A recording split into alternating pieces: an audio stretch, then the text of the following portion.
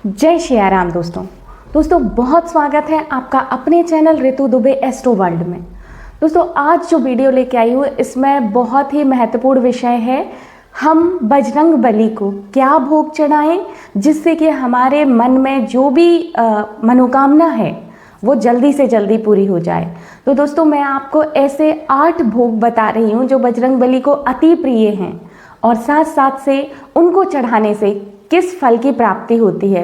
दोस्तों एक एक भोग का अलग अलग महत्व है। अगर इस भोग को आप अपनी श्रद्धा और पवित्र भाव से बजरंग बली को अर्पण करेंगे, उनको खिलाएंगे, उनको मन से पवाएंगे तो कामना आपकी जरूर पूरी होगी। तो चलते हैं उन प्रिय भोग के पर जो बजरंग बली को अति प्रिय है। तो सबसे पहले बात करते हैं गुड़ चने का भोग।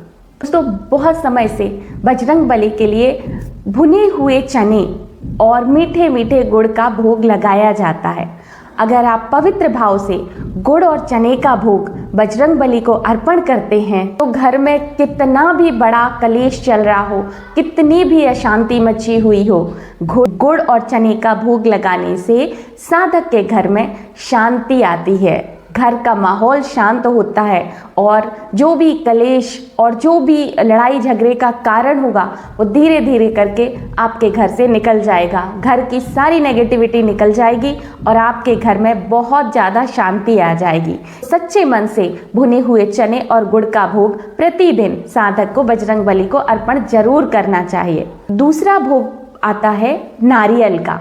जब आप बजरंग बली के सामने सीधा नारियल अर्थात बिना फोड़े हुए नारियल की भेंट चढ़ाते हैं तो बजरंग बली आपके घर में रक्षक बन के आते हैं। जब आपको ऐसा लगे कि आपके घर में कोई रक्षक के रूप में नहीं है, कोई आपके घर में सुरक्षा के लिए नहीं है, तो आप हनुमान जी के लिए सीधा नारियल लेके जाइए, उसमें कलावा बांधिए और श्री हनुमान जी के चरणों में उसको भेंट स्वरूप रख दीजिए। तो बजरंग बली एक रक्षक के रूप में आपके घर की सुरक्षा करेंगे। दोस्तों तीसरा भोग आता है इमरती का। इमरती एक प्रकार की मिठाई है जो जलेबी के आकार की होती है। अगर आप अर्थात साधक हनुमान जी को इमरती का भोग लगाता है तो भी देव की कृपा अर्थात जो आपके इष्ट देव हो या किसी देव की आपको कृपा प्राप्त करनी हो तो बजरंग बली उसको उस देव की कृपा प्राप्त करवाते हैं। तो अगर आप भी किसी भगवान के या किसी एक विशेष देव के उपासक हैं और आपको उनकी इष्ट के रूप में कृपा चाहिए तो श्री बजरंग बली को मंगलवार या शनिवार के दिन इमरती का भोग लगाइए। प्रसाद आता है केसर का भात अर्थात जो चावल मीठे चावल बनाए जाते हैं उनमें केसर डालिए। शुद्ध केसर डाल के जब चावल का मीठा मीठा भोग आप श्री हनुमान जी के लिए समर्पित करते हैं, पवित्र भाव से जब उनको पवित्र भाव से केसर का भात बना के ले जाते हैं और उनको बड़े प्यार से पवाते हैं तो आपकी कुंडली में बड़े से बड़ा मंगल दोष हो तो मंगल दोष शांत हो जाता है। तो दोस्तों अगर आपकी कुंडली में भयंकर मंगल दोष हो या आप मांगलिक हैं और मंगल दोष के प्रभाव को कम करना चाहते हैं तो बजरंग बली के मंदिर में उन्हें केसर का मीठा भात बना के ले जाइए और श्रद्धा के साथ उनको खिलाइए, उनको पवाइए और उनको अर्पण कीजिए। अगला मुख्य प्रसाद है चूरमे का लड्डू।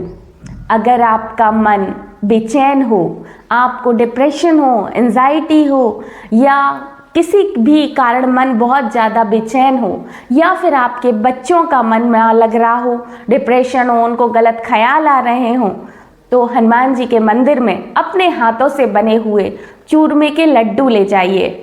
अगर आपको चूरमा के लड्डू की विधि चाहिए तो कमेंट करना, मैं अपने हाथों से जो बजरंग बली को भोग लगाया जाता है चूरमे के लड्डू का उसका मैं पूरी प्रोसेस आपको बना के वीडियो के माध्यम से दिखाऊंगी।